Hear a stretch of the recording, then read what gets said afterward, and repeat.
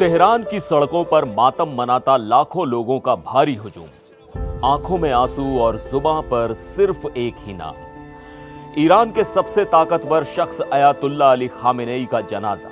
काले लिबास में लिपटे इस जनाजे के पीछे उनके 3 बेटे नम आंखों के साथ खड़े नजर आ रहे थे। लेकिन इस पूरी भीड़ में, इस पूरे हुजूम में एक चेहरा ऐसा था जिसकी तलाश हर किसी की आंखें कर रही थी। वो चेहरा जो अब ईरान का नया रहबर है, वो चेहरा जो खामेनेई का असली वारिस है, यानी मुज्तबा खामेनेई। लेकिन वो कहीं नजर नहीं आया।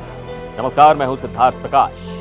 28 फरवरी के अमेरिका और इजराइल के हमले में मारे गए अयातुल्ला अली खामेनेई को सुपुर्द खाक करने की तैयारियां अब अपने आखिरी दौर में हैं। तेहरान की इमाम खुमैनी मस्जिद में जब उनका जनाजा रखा गया तो 3 बेटे मुस्तफा, मैसम और मसूद अपने वालिद के ताबूत के पीछे खड़े थे। मसूद खामेनेई आंसुओं को रोक नहीं पा रहे थे। उन्होंने फिलिस्तीन से एकजुटता दिखाने वाला खास रुमाल रखा हुआ था जिससे वो अपने आंसू पोंछ रहे थे। ईरान के राष्ट्रपति मसूद पेजेश्कियन से लेकर संसद के स्पीकर और IRGC के कमांडर इन चीफ तक सब इस जनाजे में शरीक हुए।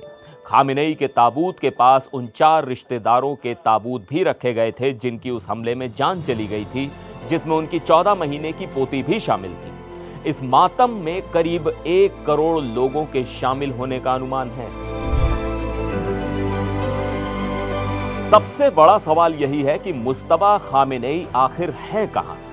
मार्च के महीने में ही मुज्तबा को ईरान का नया सुप्रीम लीडर मुकर्रर कर दिया गया था, लेकिन तब से लेकर आज तक उन्होंने ना तो कोई पब्लिक अपीयरेंस दी है और ना ही उनकी आवाज किसी ने सुनी।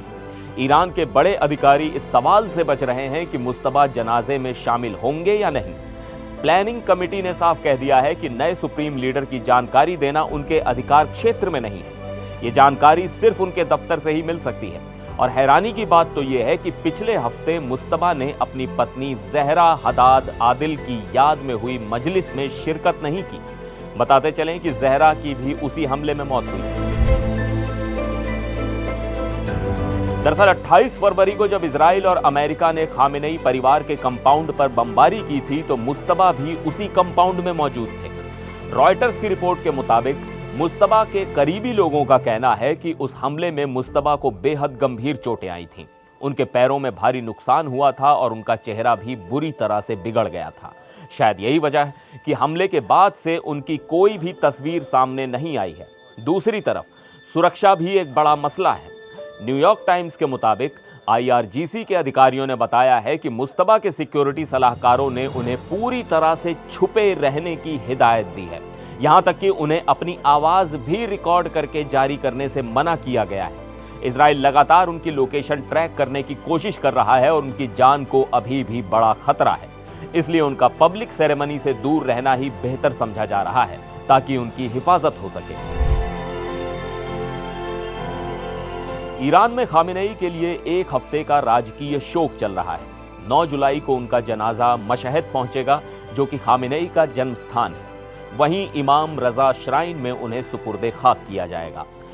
अब सवाल यह है कि क्या मुज्तबा अपने वालिद की तदफीन में भी नहीं दिखेंगे? IRGC के कुछ अधिकारियों का कहना है कि 56 साल के मुज्तबा ने जनाजे के आखिरी हिस्से में शामिल होने की इच्छा जरूर जताई है। वो मशहद में होने वाले सुपुर्दे खाक के वक्त मौजूद रहना चाहते हैं और खुद दुआएं पढ़ना चाहते हैं। लेकिन क्या सुरक्षा एजेंसियां उन्हें इसकी इजाजत देंगी? तो आपको क्या लगता है कि क्या इजराइल के खौफ से मुज्तबा को अब भी छुपे रहना चाहिए या आवाम के सामने आ जाना चाहिए? अपनी राय कमेंट्स करके जरूर बताइएगा। फिर मिलेंगे एक और वीडियो में। आप देखते रहिए NDTV इंडिया।